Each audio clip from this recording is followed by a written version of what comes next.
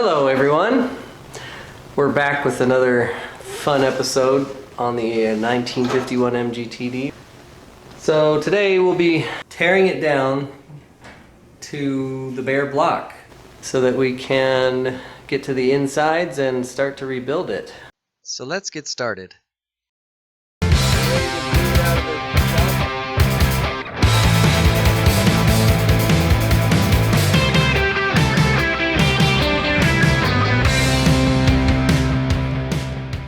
To begin, we'll take off this air cleaner tube.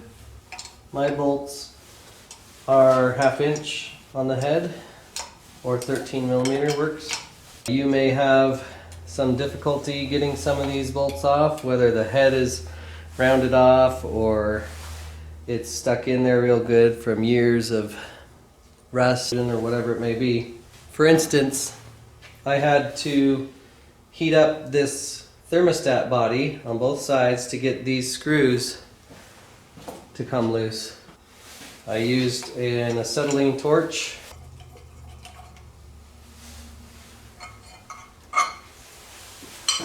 Next, we can take off both carburetors at the same time. They are attached with this throttle bar type thing that syncs both carburetors so that when you step on the gas, they both go at the same rate. 16 millimeters is what I'm using.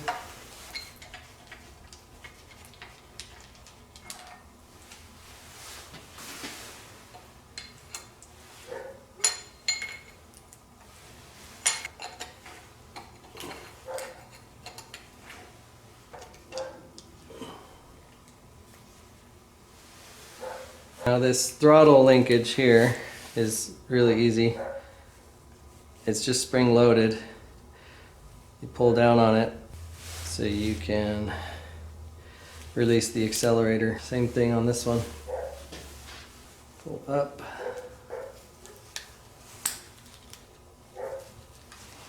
Yeah, so push on the end of that like that and it opens it up more. Pop it off. Next, we'll take off all these hoses.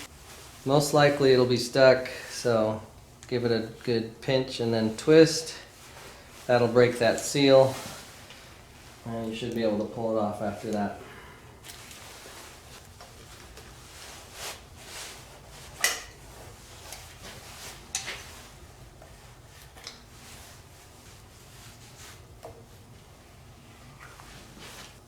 So I will not be reusing this thermostat housing. I bought a new one with a modern thermostat that goes inside.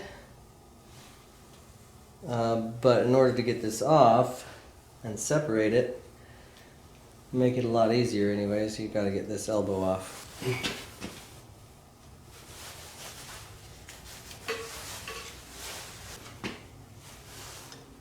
14 millimeter works with these. I think that's equivalent to 9/16.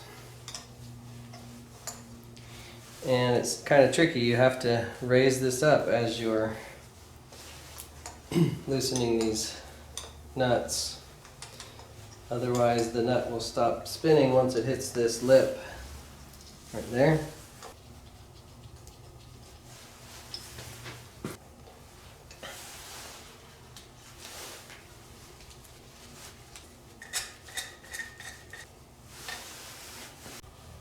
Now that we've got that off, there's not very good access to the water pump bolts unless you get the fan and the pulley and the belt off.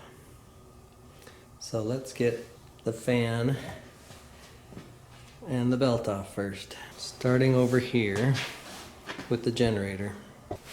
So you want to loosen up the bolts that hold it onto the engine so all the pivot points are loose, including this one here.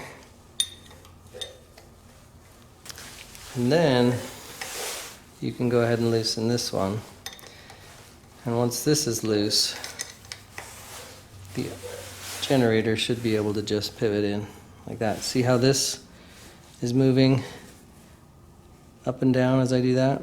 That's why this is important to loosen. Just like that. While we're here, we'll go ahead and get the generator off.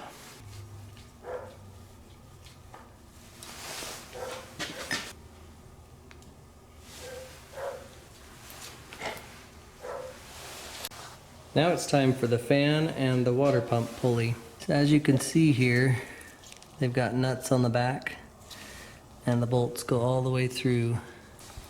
But you don't have to hold these nuts. These nuts are being held in place by the pump pulley. 7/16 or 11 millimeter should do it.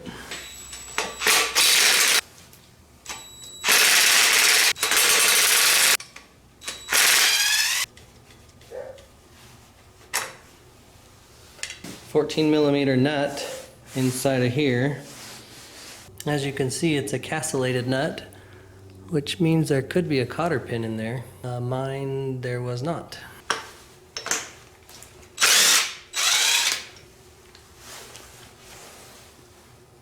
I did not need a puller for this, it just wiggles off. If yours is not wiggling off, use a 3-jaw puller or a 2-jaw. I do have a new water pump. There's a hole there that the Woodruff key fits right into.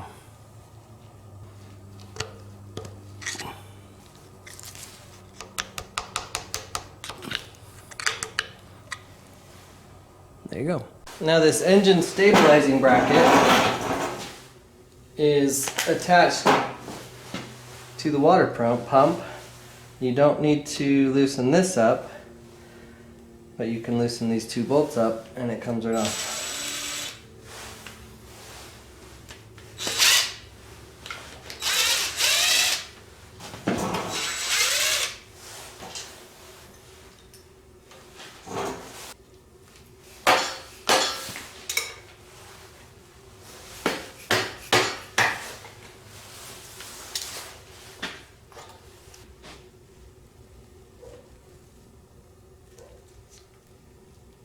Now it's time to get the intake and exhaust manifolds off. 14mm works on these.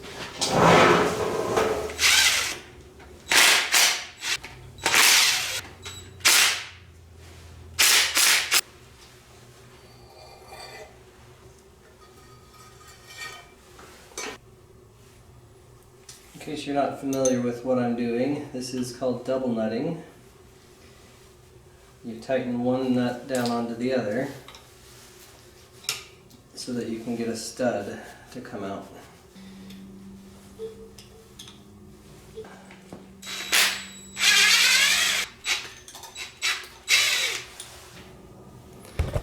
Last one.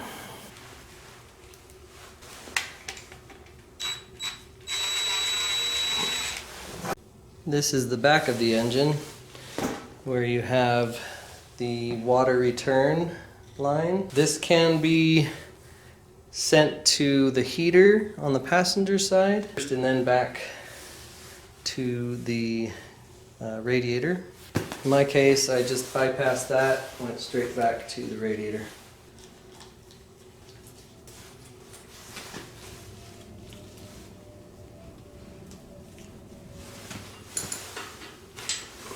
So now I have a giant screwdriver, flathead, and I'm going to attempt with a 1/2" or 13mm wrench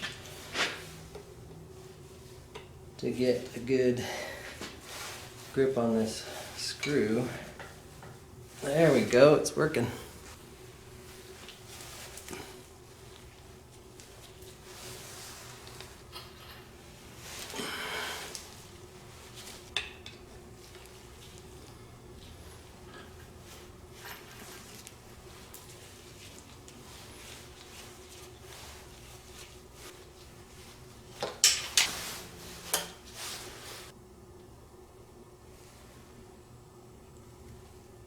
Time for the distributor cap.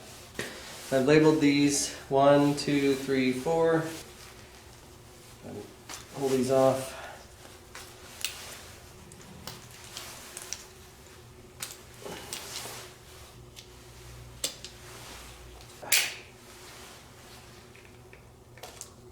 Pull straight off. This is what creates your heartbeat. Sends signal from the coil to the corresponding spark plug through the wire.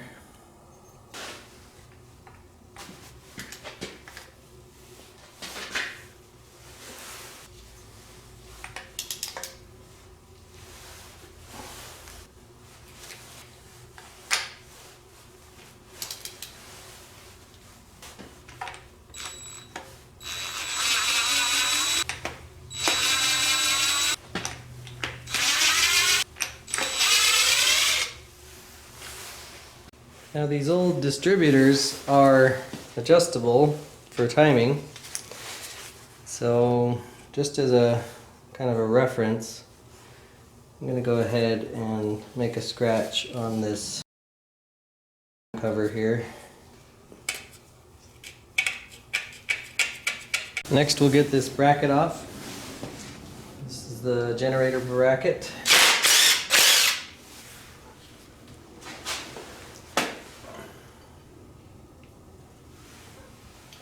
Now we need to loosen up the distributor.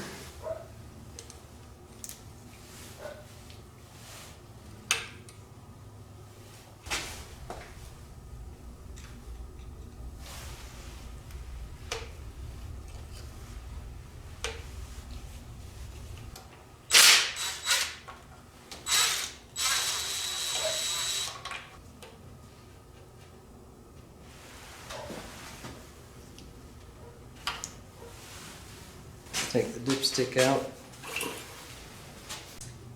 The oil pump and the oil filter need to come off.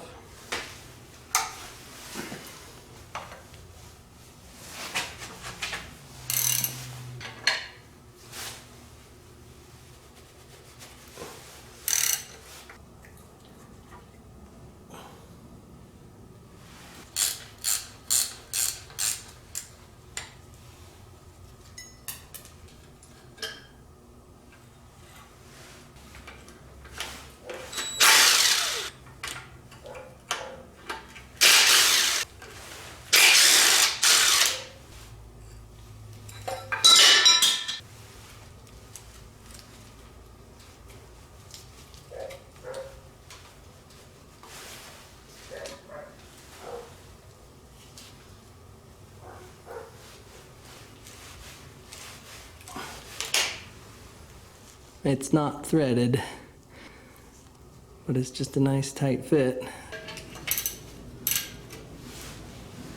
This is a 24 millimeter.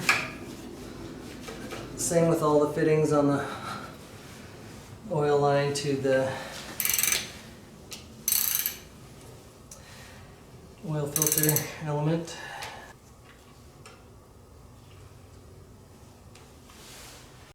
This one's a 16.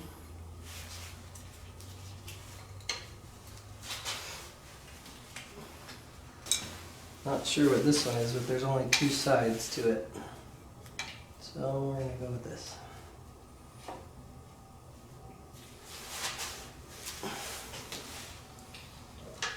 Now I believe this goes through the firewall to the oil pressure gauge, and this just links the two, the block and the head, so the head can get oil. Now let's take off the oil pump. 7/16.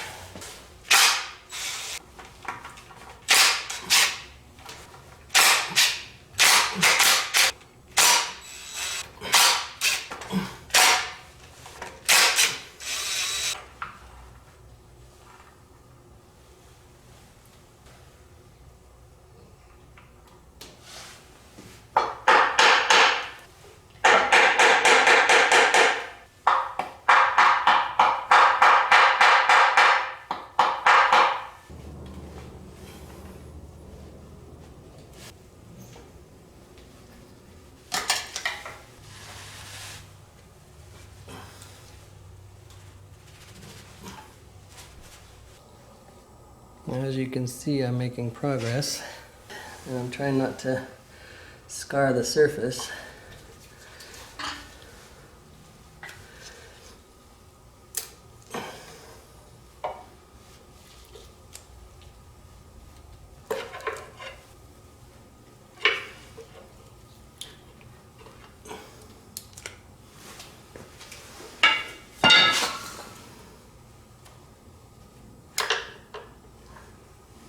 There you go.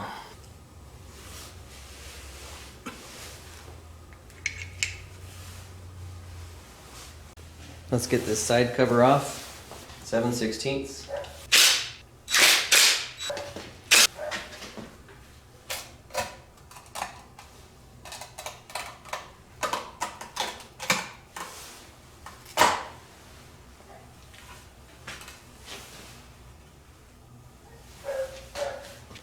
So you got the push rods that go all the way through, and the tappets on the bottom, and the cam lobes, as they're turning, they push that up, which in turn forces the rocker to move and pushes the valve down and open. Now there's lock tabs on each of these. Just need to pry those a little bit so that I can get a socket on there and loosen them up.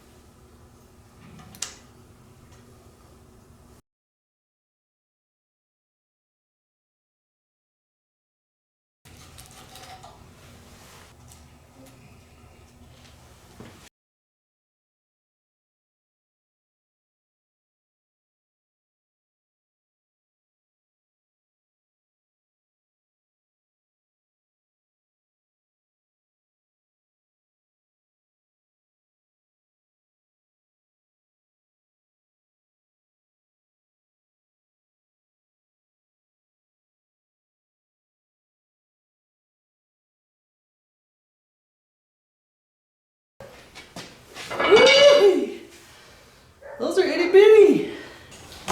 They almost look like motorcycle size. Look at those little pistons. Look at the crusty's down inside there.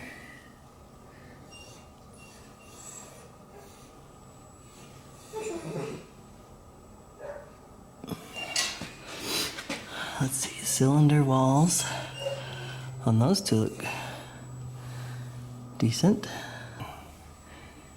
They look really smooth to me. So far so good. Got to double nut all these studs and get them off so that I can rebuild the engine.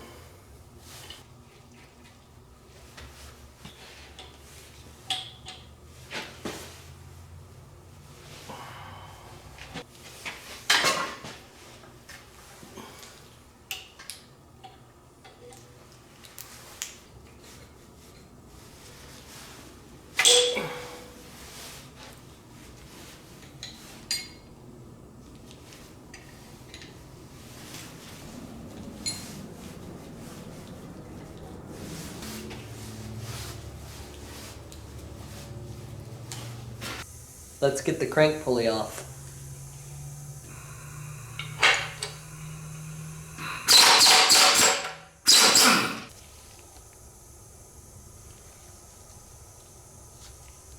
I couldn't get it off by hand, but using this puller, twisting it by hand is working, so that's good.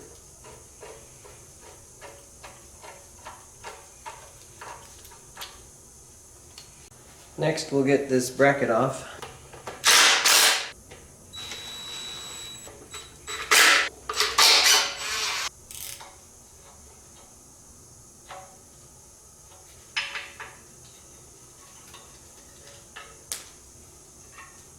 Timing cover.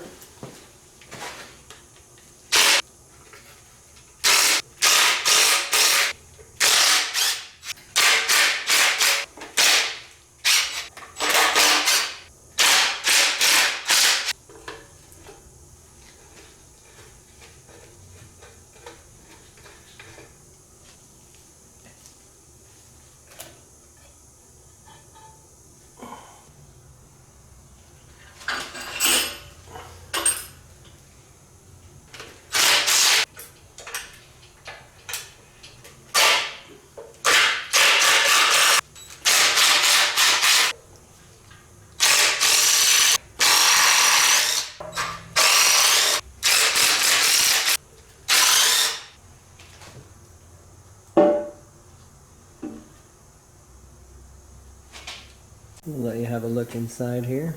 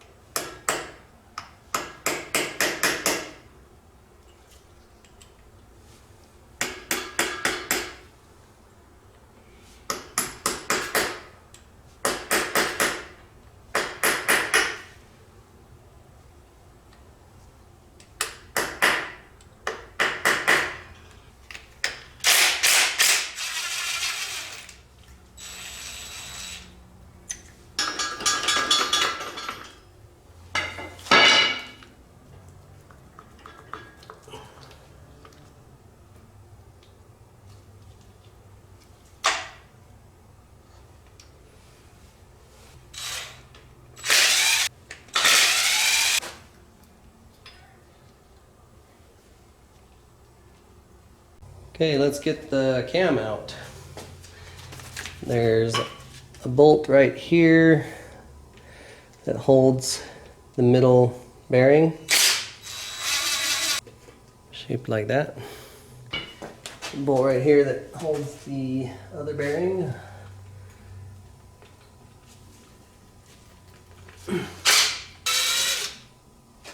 In the middle there on the right is the middle bearing that comes out after you unbolt this bolt down here.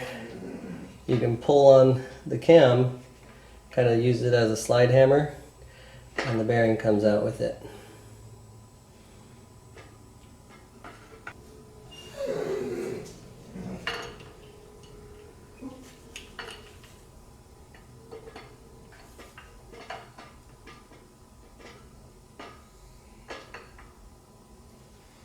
And there you have it.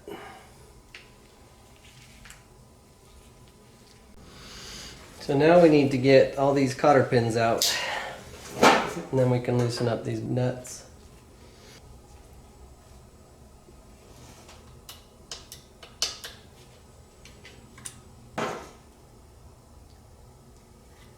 Now we move on to the nuts on the pistons.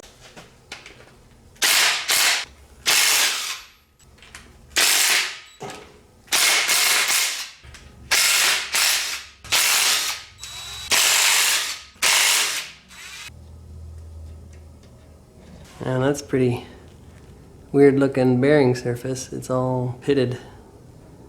So far it looks like the crank surface is smooth still. So nothing scary there. Maybe that's just an what old bearings used to look like, I guess. Time to take the main bearing caps off.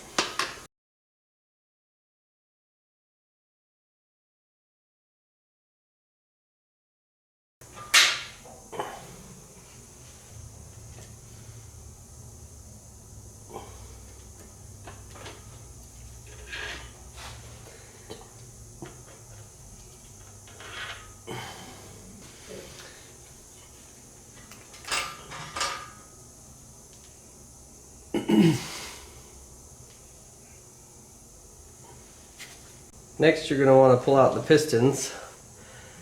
They will exit this way from the bottom. On newer engines, I've done it where you take the pistons out the top and these fit through the hole. So just pull it out the bottom and you won't have any problems. Just like that. And remember, these are matched with these, and there's a mark on each of these. This one says number 4. If I turn it this way, you can see it probably. So make sure they always go back with the same piston. Now all I've got to do is take everything into my local machine shop. So I noticed something as I was taking the piston rings off of the pistons. I noticed on the first cylinder, on the first piston, number 1, that the top ring just fell apart as I pulled it out. And I'm like, no biggie, whatever. But I didn't take time to inspect it better. The gap has widened. This groove is wider than a normal groove. And it's pretty evident all the way around. And especially right there is quite a bit bigger. 2, 3, and 4 look just great. Number 1, not so great. It's gonna need to be replaced. Here we are, it's a couple days before Christmas, and I got myself a Christmas present. Let's see what it is. I had my wife go pick up the block and crank and head and flywheel. Just came back from the machine shop. Yeah, this is way too dark. We'll get some better pictures in a minute.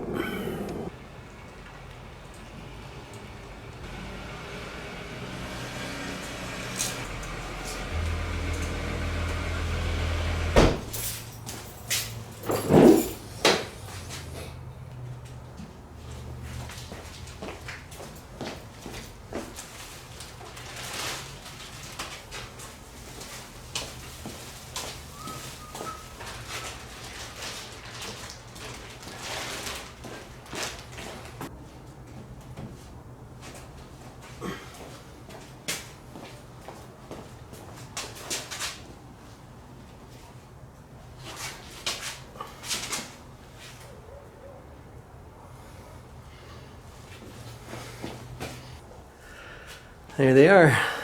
Block.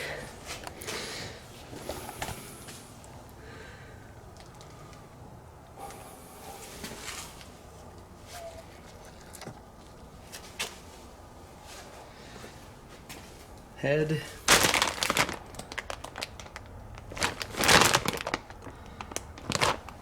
Flywheel. Crank. And the leftovers. There's the pistons in there. That is the cam bearing, the middle one. Old valves. Alright, so we're making progress. You know, something to look forward to in the next video? Putting all this back together. And that. Until then, I love you guys, and I'll see you next time. I've always been able to make it home, and so it feels pressure and stops. So there's not enough fuel, and it can't start. So the gas and the fuel lines there.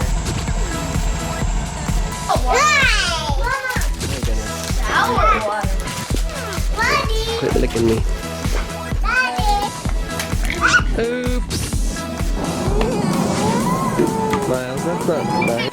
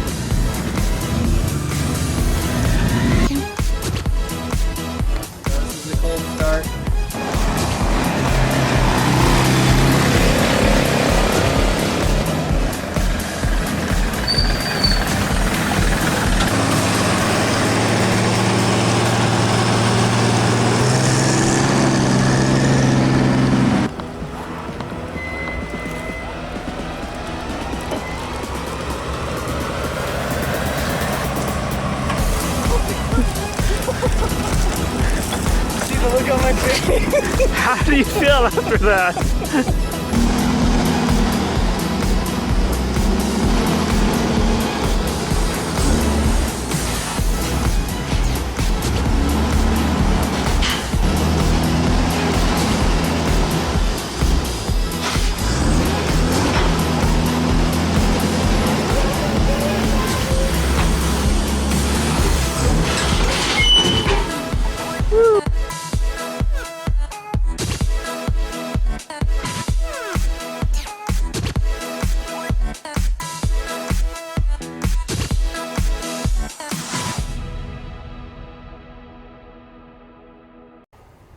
So my wife tells me as she's pulling in the neighborhood, she hears this loud thud. The engine block tipped over and did this. Fun! Just remember, thumbs up and subscribe. Thank you guys so much for watching. Talk to you later. See you later. Oh my goodness, so many things I'm saying. Ah!